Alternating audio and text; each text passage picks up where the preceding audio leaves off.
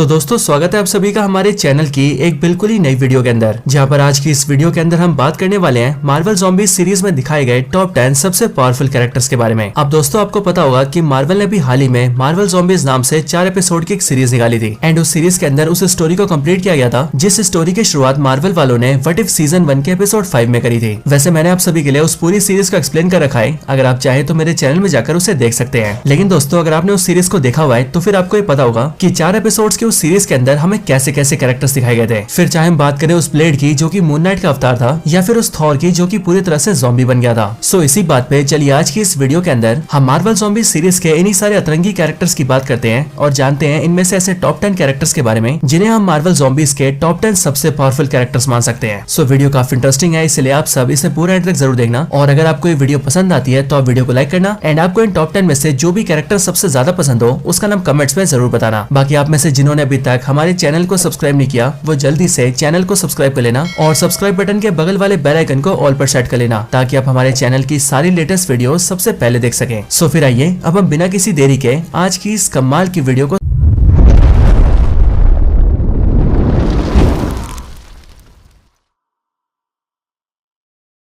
Number 10 black panther. तो दोस्तों इस ज़ॉम्बी यूनिवर्स का ब्लैक पैंथर एक नॉर्मल ब्लैक पैंथर था एंड वो इसीलिए क्योंकि वो इस ज़ॉम्बी प्लेग से बचा हुआ था। और अब क्योंकि वो नॉर्मल ब्लैक पैंथर था इसलिए हम उसकी पावर्स को मेन मार्वल यूनिवर्स के ब्लैक पैंथर से कंपेयर कर सकते हैं, विच मींस इस वाले ब्लैक पैंथर को भी उसकी पावर्स पैंथर गॉडेस से मिली होगी। इसने भी हार्ट शेप हब को कंज्यूम किया होगा एंड साथ ही इसके पास भी सुपर ह्यूमन लेवल पावर्स होंगी। हालांकि बस फर्क सिर्फ इतना था कि इस वाले ब्लैक पैंथर के पास इसका एक पैर नहीं था। लेकिन दोस्तों बिना एक पैर होने के बावजूद भी हमने ये साफ देखा था कि मार्वल ज़ॉम्बी सीरीज के अंदर ये थैनोस से किस लेवल की फाइट कर रहा था। इसके साथ ही उस सीरीज के अंदर वो ब्लैक पैंथर ही था जिसने कि ना सिर्फ ज़ॉम्बी थैनोस को सारे स्टोन्स लेने के बाद भी स्नैप करने से रोका था, बल्कि इसके साथ ही उसी ने थैनोस को टनल में धक्का भी दिया था। Number 9 zombie Okoye. तो ज़ॉम्बी ओकोए भी मार्वल ज़ॉम्बीज़ के सबसे पावरफुल कैरेक्टर्स में से एक है और वो इसीलिए क्योंकि ये सबसे पहले तो वकांडा की एक पावरफुल सोल्जर है, उसके ऊपर ये एक ज़ॉम्बी कैरेक्टर है एंड इन सबके भी ऊपर इसके पास स्कारलेट विच की दी हुई पावर्स है। ऐसी पावर्स जिनकी मदद से ये किसी और कैरेक्टर को भी स्कारलेट विच का गुलाम बना सकती है। ज़ॉम्बी ओकोए के पास एक पावरफुल वाइब्रेनियम का वेपन है, एक ऐसा पावरफुल वेपन जिसकी मदद से ये अगर चाहे तो किसी गॉड लेवल कैरेक्टर को भी डिफीट कर सकती है। इसके साथ ही ये स्कारलेट विच के ज़ॉम्बी आर्मी की सुप्रीम कमांडर भी है जो कि स्कारलेट विच के बाद सारे ज़ॉम्बीज़ को अपने कंट्रोल में कर सकती है।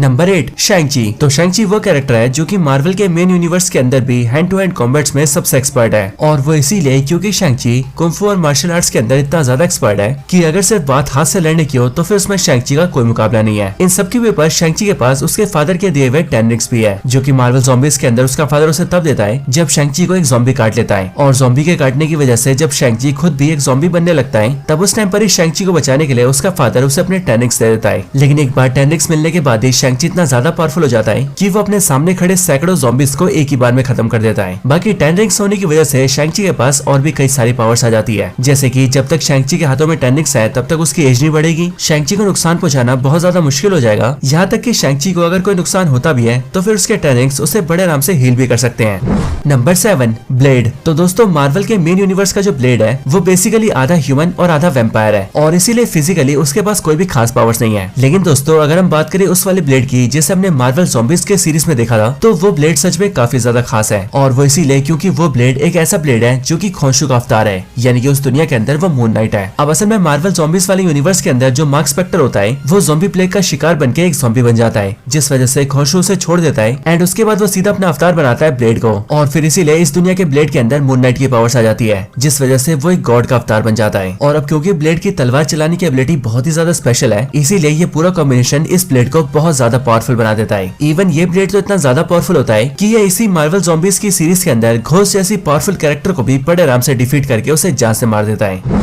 नंबर 6 नेमोर। तो दोस्तों नेमोर द सबमरीनर एक एक्सट्रीमली पावरफुल कैरेक्टर है, यहाँ तक कि मार्वल कॉमिक्स के अंदर तो नेमोर के लिए ये तक कहा जाता है कि अगर नेमोर द सबमरीनर पानी के अंदर हो तो वो पानी में हल्क जैसे कैरेक्टर को भी डिफीट कर सकता है। हालांकि जिस नेमोर को हमने मार्वल ज़ॉम्बीज़ की सीरीज में देखा था वो नेमोर ज़ॉम्बी नेमोर था और इसीलिए वो ज़ॉम्बी नेमोर पावरफुल होने के साथ साथ बहुत ज्यादा ब्रूटल भी था एंड इसीलिए वो किसी को मारने से पहले एक बार भी नहीं सोच रहा था। ज़ॉम्बी नेमोर इतना ज्यादा पावरफुल था कि उससे फाइट करने की हिम्मत कोई भी कैरेक्टर नहीं कर रहा था, यहाँ तक कि जब ज़ॉम्बी नेमोर ने बैरन ज़ीमो की शिप पर अटैक किया था तब उस टाइम पर शैंग-ची से लेकर ब्लेड तक कोई भी नेमोर का सामना नहीं कर पा रहा था। नंबर 5 कमाला खान। तो मार्वल के मेन यूनिवर्स के अंदर कमाला खान वैसे तो मिस मार्वल है, लेकिन अगर बात करें मार्वल के ज़ॉम्बी यूनिवर्स की तो इस वाली दुनिया में कमाला खान को मिस मार्वल बनते हुए दिखाया नहीं गया है। लेकिन हाँ, तब भी मार्वल ज़ॉम्बीज वाले यूनिवर्स में हमें ये चीज साफ दिखाई गई है कि इस वाली दुनिया के अंदर जो कमाला खान है वो काफी ज्यादा पावरफुल है। मार्वल ज़ॉम्बीज सीरीज के अंदर Kamala Khan basically main character रही है, एंड वो इसीलिए क्योंकि इस सीरीज की पूरी जो स्टोरी है वो कमाला खान के आसपास ही घूमी है। बाकी इसके साथ ही बात करें कमाला खान की पावर्स की तो इस वाली दुनिया में कमाला खान काफी ज्यादा पावरफुल है, और कमाला खान के पावरफुल होने का सबसे बड़ा एग्जांपल हमें तब दिखा था जब कमाला खान ने ज़ॉम्बी नेमोर से फाइट की थी। और वो इसीलिए क्योंकि यहाँ पर हमने देखा था कि जिस ज़ॉम्बी नेमोर को कोई नहीं रोक पा रहा था, उसी ज़ॉम्बी नेमोर से जब कमाला खान ने फाइट की तब उसने सिंपली उसके मुंह में अपना क्रिस्टल डाला एंड उस क्रिस्टल के साइज को बड़ा करके ज़ॉम्बी नेमोर के सर को फाड़ दिया, जिस वजह से ज़ॉम्बी नेमोर ऑन द स्पॉट खत्म हो गया।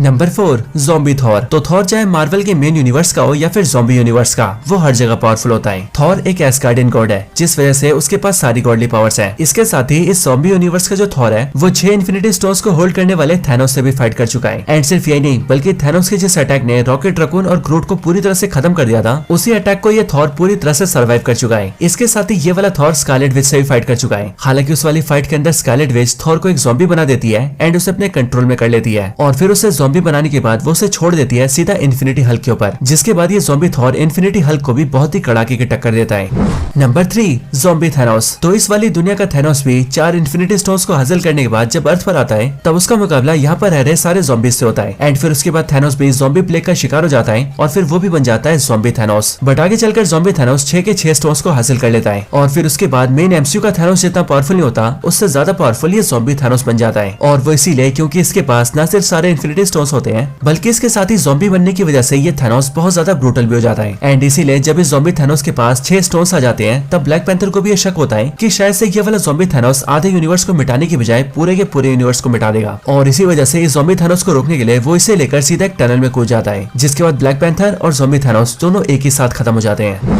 Number 2 infinity Hulk. तो दोस्तों हल्क वैसे ही वो कैरेक्टर है जिसे मार्वल में फिजिकली सबसे स्ट्रॉन्ग कैरेक्टर्स में से एक माना जाता है, लेकिन दोस्तों जिस वाले हल्क को हमने इस मार्वल ज़ॉम्बीज वाली सीरीज में देखा है वो मार्वल की मेन यूनिवर्स वाले हल्क से बहुत ज्यादा डिफरेंट है। अब बेसिकली मार्वल ज़ॉम्बीज वाली सीरीज में हम ये देखते हैं कि जब पूरे यूनिवर्स को बचाने के लिए ब्लैक पैंथर थैनोस को लेकर सीधा एक टनल में कूद जाता है, और उस टनल की एनर्जी की वजह से ब्लैक पैंथर और ज़ॉम्बी थैनोस दोनों खत्म हो जाते हैं, तब उन दोनों को खत्म करने के साथ ही वो एनर्जी सारे स्टोन्स को भी डिस्ट्रॉय कर देती है। लेकिन उन सारे स्टोन्स का डिस्ट्रक्शन इतना इम्पैक्टफुल होता है कि वो धीरे धीरे करके पूरे अर्थ को अपनी चपेट में लेने लगता है, और देखते देखते दुनिया की कई सारी सिटीज और कंट्रीज खत्म हो जाती है। एंड फिर इसी तबाही को रोकने के लिए हल्क इन स्टोन्स के सामने आता है और वो स्टोन्स से निकलने वाली सारी पावर्स और रेडिएशन को ऑब्जर्व कर लेता है। लेकिन जैसे इन्फिनिटी स्टोन्स की सारी रेडिएशन और पावर्स हल्क के अंदर जाती है, वैसे ही हल्क पूरी तरह से बदल जाता है एंड वो बन जाता है इन्फिनिटी हल्क, यानी कि एक ऐसा हल्क जिसके पास इन्फिनिटी स्टोन्स की पावर्स है। अब ये इन्फिनिटी हल्क मार्वल ज़ॉम्बीज वाले यूनिवर्स का one of the most powerful character है। यहाँ तक कि अगर हम इसे मार्वल ज़ॉम्बीज वाले यूनिवर्स का सबसे पावरफुल कैरेक्टर भी कहें तो वो कहना भी गलत नहीं होगा। ये इन्फिनिटी हल्क इतना ज्यादा पावरफुल होता है कि ज़ॉम्बी स्कारलेट विच भी इसे फाइट करने से पहले 10 बार सोचती है। और सिर्फ यही नहीं बल्कि जब ज़ॉम्बी थॉर इस इन्फिनिटी हल्क से फाइट करने आता है तब पहले तो वो हल्क को थोड़ी बराबरी की टक्कर देता है, लेकिन फिर जैसे इन्फिनिटी हल्क अपनी पावर्स का इस्तेमाल करता है वैसे ही वो न सिर्फ ज़ॉम्बी थॉर को खत्म कर देता है बल्कि वो उसका पूरा चूरा चूरा कर देता है।